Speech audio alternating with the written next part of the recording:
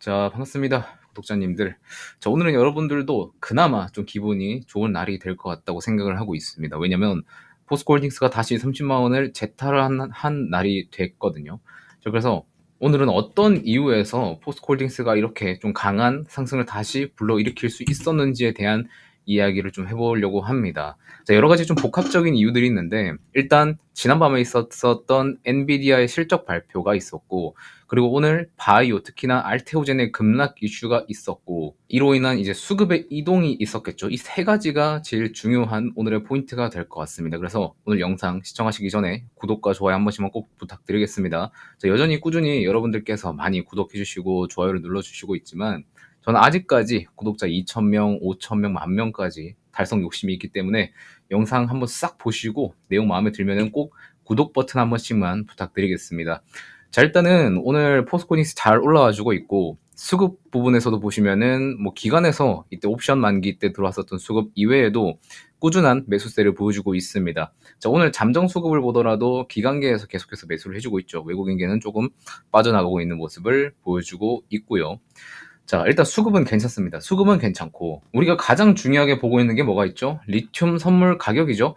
자, 이거는 뭐 제가 어느 뭐 채널에서 가져오는 게 아니라, 이거는 진짜 중국 사이트를 제가 뒤져가지고 여러분들한테 가져온 거거든요. 리튬 가격이 지금 어느 정도 하방 안정화가 된 뒤로, 공급 조절이 되고 난 뒤로 다시 상승 추세를 불러일으키고 있는 모습입니다. 오늘도 좀 상승을 해주고 있는 모습이에요. 가격 변동이 계속해서 모니터링을 해봐야 되겠지만, 지금 실시간으로 상승을 조금씩 해주고 있는 모습은 아주 포스코홀딩스한테는 긍정적인 모습으로 보여질 수 있겠죠. 자, 그런데 오늘 나왔었던 뉴스 중에 제일 좀 문제거리가 하나 있습니다. 그런데 이게 지금 뭐 악재로 주가에 반영된다거나 그런 거는 좀 아닌 것 같은데, 일단 한번 같이 살펴보도록 할게요. 자, 지금 포스코홀딩스 쪽에서 장부가 영원, 그러니까 니켈 광산이 장부가 영원으로 찍혀서 3,670억이라는 손실을 지금 찍히고 있다고 합니다. 그래서 이 뉴스를 좀 같이 읽어보니까 2021년에 인수한 호주 니켈 광산 회사의 적자가 누적이 되고 있다고 해요. 여기가 이름이 FQM이라는 이제 기업인데, 여기에서 이제 니켈 단기 순손실이 계속해서 적자 확대가 되고 있다고 이야기를 하고 있어요. 그래서 지난 9월 FQM의 자본은 마이너스 1조 3,228억 원으로 완전 자본 잠식에 빠졌다고 해요. 자, 그런데 여기에 포스코홀딩스 지분을 30%를 21년도 때 한번 사왔었거든요. 지분을. 자, 그래서 포스코홀딩스도 여기에서 이 손실이 나게 되면 장부상 손실은 어쩔 수 없이 나타날 수밖에 없는 건데, 이 적자의 진원지는 FQM이 운영하는 호주 니켈 광산의 레이븐소프. 이 레이븐소프 같은 경우에는 그 지난 4월부터 광산 운영을 일시적으로 중단했습니다. 아예 광산에서 니켈을 캐지 않는다는 의미예요. 왜 이거를 캐지 않냐? 그 전 세계적으로 전기차에 필요한 니켈 재고량이 너무나도 높아졌기 때문에 수익성이 지금 나지 않는다는 거예요. 그래서 잠정적으로 운영을 좀 중단한 사례가 있고, 그리고 퍼스트 퀀텀 미네랄스가 이 FQM에 빌려준 1778억이 있거든요. 요것도 포스코홀딩스에서 떠안았습니다. 그래서 지분 인수 대금 그리고 대여금 이전 같은 비용 때문에 지금 총 2,854억 원이 투입되어 있는 상태인데, 이게 다 지금 손실 처리로 들어가고 있는 거죠. 저기뿐만 아니라 이제 또 포스코홀딩스 레이븐소프를 통해서 이 2024년부터 연간 32,000톤의 니켈 가공품을 공급받을 권리를 확보했었는데, 지금 이 레이븐소프를 인수하자마자 계획이 좀 어그러졌습니다. 인수를 했던 21년도부터 641억 원의 단기 순손실이 났었고, 이게 점차 좀 커졌었거든요. 그 커지는 와중에도 포스코홀딩스는 이 121억, 64억 원 등을 추가로 빌려줬었었는데, 단기 순손실은 228억 원, 그리고 1조 4,800억 원으로 불었죠. 이거는 뭐 이제 보유하고 있는 니켈 재고 자산의 뭐 재고 자산 평가 손 때문이겠죠. 그래서 지금 1조 원이 넘는 이러한 손실이 발생해서 포스코홀딩스 같은 경우에는 이 FQM이 자산으로 가치가 없다고 판단을 해서 이 초기 투자금 그리고 FQM에 빌려준 이 2,575억 원도 대손 충당금으로 쌓아서 이제 손실 처리를 해버린 거죠. 그래서 총 3,670억 원이 손실로 들어가게 된 겁니다. 자, 그래서 지금 니켈 가격이 어느 정도까지 하락을 했는지를 좀 살펴봤는데, 이게 2021년도부터 24년도 지금 시점까지 니켈의 가격과 재고량을 나타낸 그래프거든요. 그래서 이 파란 색깔 그래프가 니켈 가격이고, 노란 색깔 그래프가 재고량인데, 재고량이 23년도 9월 시점으로 해서 계속 올라가고 있어요, 니켈은. 그러다 보니까 어때요? 재고량이 올라가니까 이제 니켈 가격은 자연스럽게 하락을 할 수밖에 없는 거겠죠. 이 상태 때문에 지금 포스코홀딩스의 니켈 투자가 손실을 많이 보고 있는 상태인 거예요. 그래서 올해 2024년 3월에 장윤아 회장님께서 이제 취임을 했는데 지난 7월에 밸류데이 때 그룹의 전략에 맞지 않고 수익성이 떨어지는 자산 120개를 처분해서 2026년까지 누적 현금 2조 6천억을 창출하겠다는 계획을 발표를 했었죠. 자, 그래서 이 계획에 이 니켈 광산이 플러스가 될지 안 될지에 대한 것도 우리가 좀 기다려 봐야 될 것 같습니다. 만약에 니켈 사업이 가치가 없다고 해서 요 사업을 만약에 버린다고 하면 단기적으로는 어느 정도 장부가에게 전환이 올 수는 있겠다만 장기적으로 봤을 때 포스코에서 어떤 식으로 판단을 하고 있는지는 잘 모르겠어요. 일단 니켈 재고 자산이 이렇게 계속해서 기하급수적으로 늘어나고 있고 그에 대비해서 니켈 가격은 이렇게 내려가고 있는 상황이기 때문에 이 재고가 감소되지 않는 이상 니켈의 수익성이 올라올 수는 없게 되는 거거든요.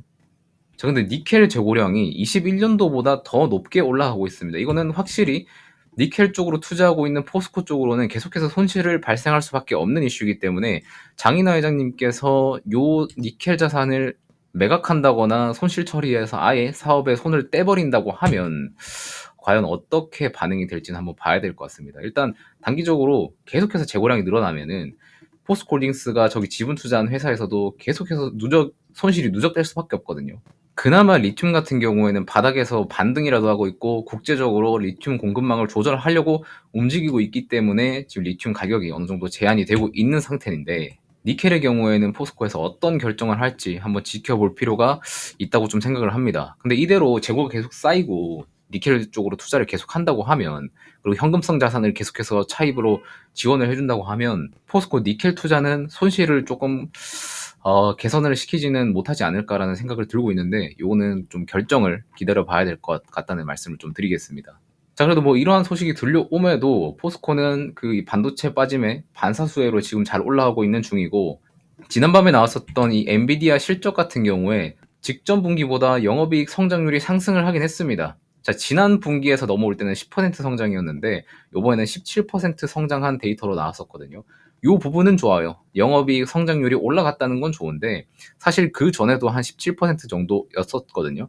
자, 근데 이 2분기 실적에서는 블랙웰 대기 수요 때문에 실제로 매출이 살짝은 주춤할 수밖에 없었던 거를 고려했을 때 영업이익 성장률이 늘지 않았다고 봐도 살짝 무방할 것 같습니다. 그리고 실제로 월스트리트에서 분석하기에도 다음 4분기 성장률 같은 경우에는 우리가 시장에서 예상하는 것보다 더 오르지 않고 대충 한 9% 정도대로 영업이익 성장률을 좀 전망을 하고 있더라고요.